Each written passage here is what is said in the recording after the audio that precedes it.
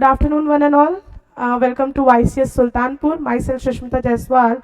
Today I am going to teach you organizing. As we know, we have learned in our previous video.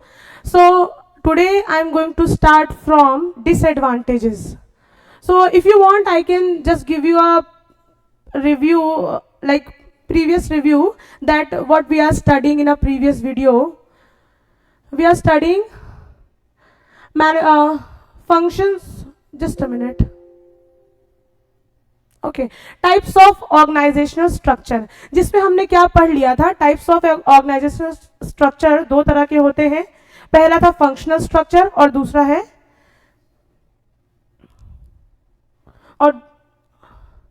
पहला था functional structure, जिसके अंदर finance department, marketing department, HR, research, ये सारी चीजें आती हैं. उसके हमने एडवांटेजेस पढ़ लिए थे, तो आज हमें उसके डिसएडवांटेजेस पढ़ने हैं.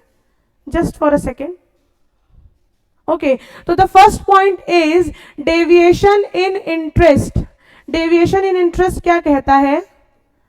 डेविएशन इन इंटरेस्ट कहता है department interest may be pursued at the cost of organizational interest to create the functional empire. It means कि अगर आपके अंदर काम करने की इच्छा है, then it will be work for the organization. If you don't have any interest regarding the work, you can't do work for the empire. Okay, the next point is conflicts. As you know, the meaning of conflict is आपसी मतभेद. तो when conflicts arise, when conflicts develop, department interest may lead to conflicts of interest among departments and hinder interaction between them. If any department is working, you suppose if any project is coming and two departments are going to participate in the particular project and one department is not taking the work seriously, then the conflict will be happen. अगर दो department एक काम को कर रहे हैं, एक department उसमें उस तरह इंटरेस्ट नहीं दिखा रहा है जितना दूसरा डिपार्टमेंट दिखा रहा है, तो बहुत जाहिर सी बात है कि दोनों में आपसी मतभेद होगा ड्यू टू वर्क लोड, कि हमारे पास ज्यादा काम है, आप कोई काम नहीं कर रहे हैं, मैं सारा काम अकेले कर रहा हूं. और उसके बाद जब रिजल्ट की बात आएगी तो दोनों को इक्वल ही रिवॉर्ड मिलेगा. ठीक है, तो ये सिचुएशन है जब ऑर्गेनाइजेशन में कॉन्फ्लिक्ट हो जाते हैं. Lack of coordination. Lack of coordination क्या बताता है कि अगर लोग एक साथ मिलकर काम नहीं करेंगे तो बहुत जाहिर सी बात है कि आपस में दो लोगों की बैठेगी नहीं, बातचीत नहीं होगी, उनका एक अच्छा बॉन्ड नहीं होगा. तो अगर कोई काम आप किसी से करवाना चाहोगे तो आप नहीं करवा पाओगे. तो what it trying to say कि if any work is given to the particular team and the team member is not going to talk to each other, then the work should not be done in a proper manner. Okay, rigidity क्या कहती है? employees performing similar task may not be open to ideas or newer method, resulting in a lack of flexibility. If anybody is not taking the work seriously, not giving any idea, not implementing new ideas from their work on their work, then it must be the person of taking rigidity. मतलब आप झिझक रहेगी आपके अंदर, हमेशा आप हमेशा rigid रहोगे, फिक्स रहोगे कि हमें ये काम इसी तरह करना आता है, मैं इसी तरह करूंगा, मैं कोई नया तरीका अपना नहीं सकता हूं. ठीक है, तो ये ऐसा बिहेवियर ऑर्गेनाइजेशन में चलना बहुत मुश्किल है. आप बहुत कम टाइम के लिए वहां रह पाओगे किसी भी ऑर्गेनाइजेशन में. तो flexibility is very important point. If you are working in an organization, you have to be flexible at any point, any moment, any situation. Okay, let's move to the next point. Just a minute.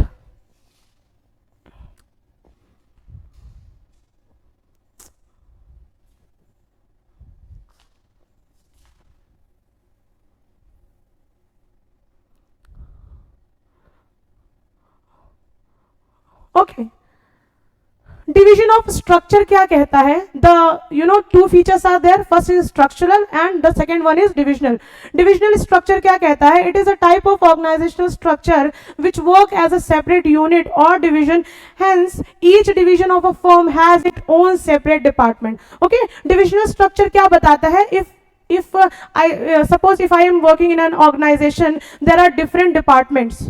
Each work is done by a particular department, and the department also distribute the team as well. There are different type of team who is doing the particular work. तो उससे क्या होता है, पहली चीज किसी भी तरह के कॉन्फ्लिक्ट्स नहीं होते हैं, क्योंकि एक पर्टिकुलर काम एक डिपार्टमेंट के पास है, उस डिपार्टमेंट के अंदर 10 टीम है जो उस पर्टिकुलर काम को करके उसका रिजल्ट अथॉरिटी को दे रही है। ओके, तो सूटेबिलिटी क्या कहती है? Suitability कहती है divisional structure is a suitable for organization producing a variety of products for performing diversification activity। Suitability क्या कहती है? जिसको जो काम सूट करता है उसको ही वो काम देने से फायदा ये होता है कि वो इंसान उसको बेहतर ढंग से कर पाता है, और जब वो बेहतर ढंग से कर पाता है तो वो उसमें से best of the best result निकाल लेता है। तो this is very important in an organisation, in an company और in an institute. If any person is very like capable, skilled for that particular work, you have to give the particular work to the particular person for getting the better result. Okay, the next thing is managing director. You know, in this function there is managing director, product A, product B, product C, different type of products. उसके बाद आता है finance department, human resource and marketing department. आपको पता है finance department क्या करता है? They are calculating the finance of the organization, whatever the expenses are going on in the organization, whatever the price, production cost, everything will be calculated in the finance department. Human resource क्या है? labor, employees, जितने भी लोग उस target को achieve करने के लिए काम कर रहे हैं उन्हें हम ह्यूमन रिसोर्स में कैलकुलेट करते हैं। और मार्केटिंग डिपार्टमेंट क्या करता है? For the advertisement, for the promotion of the particular goods. Okay, the second, then next one is advantages. अब इसके एडवांटेजेस क्या कहते हैं? The first one is specialization. आपको पता है हमने कई बार स्पेशलाइजेशन इस वर्ड के बारे में सुना है, और बिजनेस में इसका इतना इंपॉर्टेंट रोल इसलिए है कि इफ यू आर सूटेबल और you are very versatile, you are very talented, knowledgeable, then you are specialized person for the particular work, for the particular post, for the particular job. And if you are not, you are not standing in any good organization. Okay, the next one is better accountability. क्या बताता है? The responsibility of division of assigned to the divisional head who is accountable for the performance of the entire division. आपको पता है एक organisation में divisions divide किए जाते हैं, डिपार्टमेंट में डिवीजन इसलिए डिवाइड किए जाते हैं ताकि हर डिवीजन के एक हेड को बनाया जाए।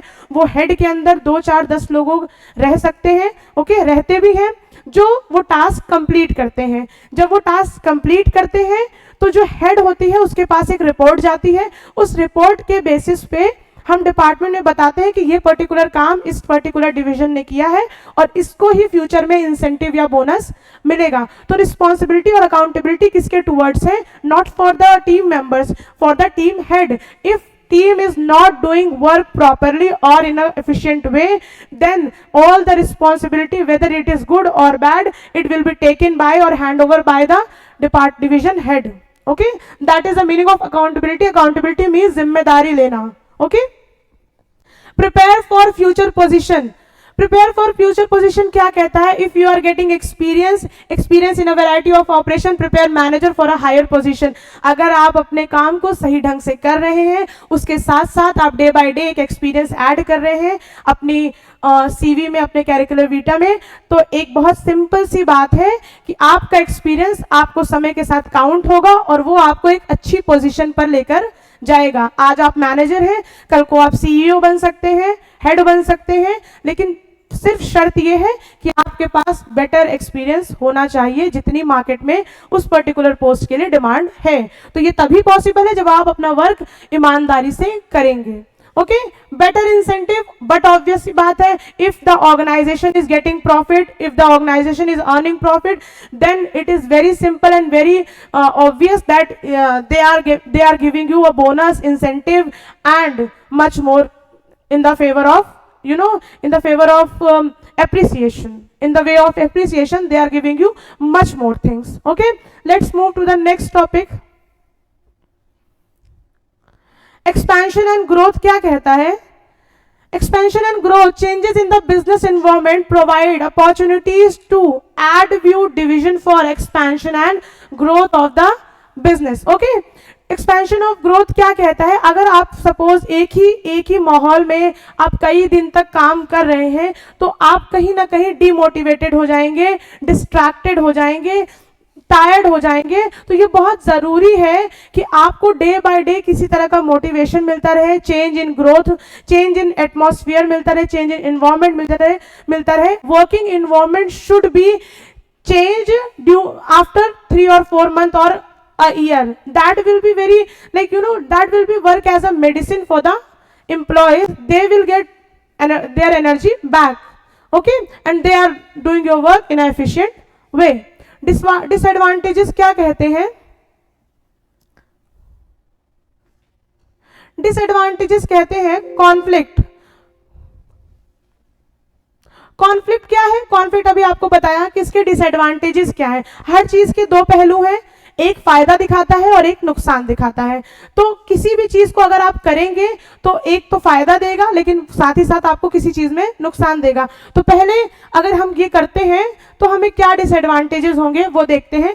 पहला कॉन्फ्लिक्ट है, divisional interest may lead to conflict interest among division of hinders interaction between them. Okay, अगर किसी को ज्यादा आप अथॉरिटी दोगे, ज्यादा पावर दोगे तो बहुत ऑब्वियस सी बात है जो बाकी के टीममेट्स होंगे, बाकी के एम्प्लॉयज होंगे, उनके अंदर एक वैसी भावना आ जाएगी कि why I am not the one to be sitting that the particular position. Okay, तो that will make a conflict. तो you have to maintain the particular relationship in a good manner that nobody is going to be offended. Okay, overlapping of activities क्या है, overlapping of activities बताती है कि since even division performance और function it may be lead to overlapping and increase expenditure.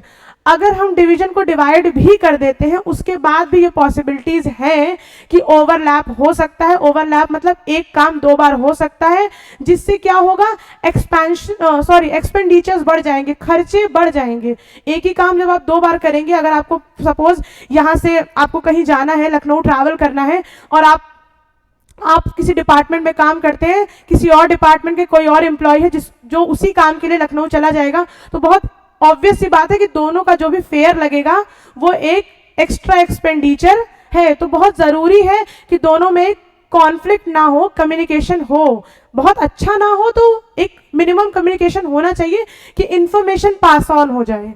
Okay, misuse of power, the divisional head mainly ignore organizational interest and misuse power of managing their divisions। ठीक है, ज्यादातर ये होता है और देखा गया है कि जब भी किसी को हम हेड बनाते हैं डिवीजन का तो वो पार्शियलिटी करता है, क्योंकि उसके पास पावर हो जाती है तो वो सोचता है वो कुछ भी कर सकता है, जो उसका फेवरेट होगा, जिसके वो फेवरिज्म में होगा, वो उसको उसके इंटरेस्ट का काम देगा और जिससे उसकी नहीं बनती है वो उसको ऐसा काम देगा जिसमें वो अच्छा नहीं है। तो ये होना नहीं चाहिए, क्योंकि आप ऑटोमेटिकली आपको ऑर्गेनाइजेशन का गोल देखना है, अपना पर्सनल इंटरेस्ट वहां पे शो नहीं करना। You are working as an employee of the particular organization, not taking decision of your personal life.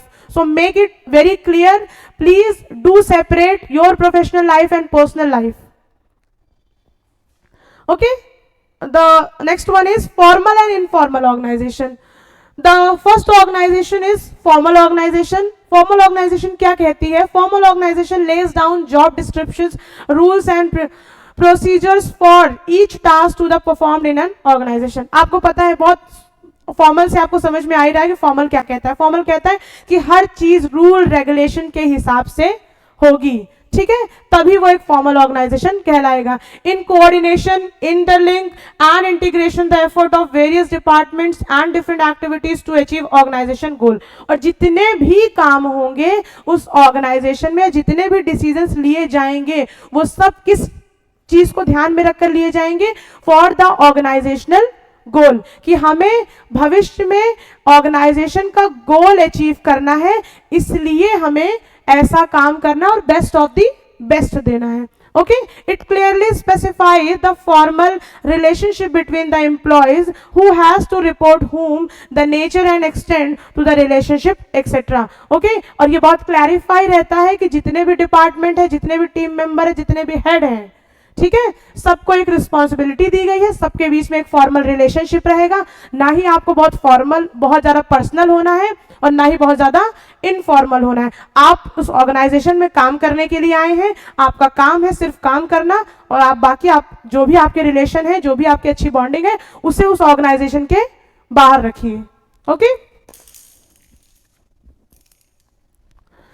The next is it prioritize work over interpersonal and formal relationship. ठीक है, और ऐसी organisation सिर्फ और सिर्फ अपने काम को इंपॉर्टेंस देती है, ना कि किसी तरह के किसी पर्सनल और इंटरपर्सनल रिलेशनशिप को। Okay, so if you are going to work in a formal organization, that is very important. You have to maintain the dignity of yourself and for the organization.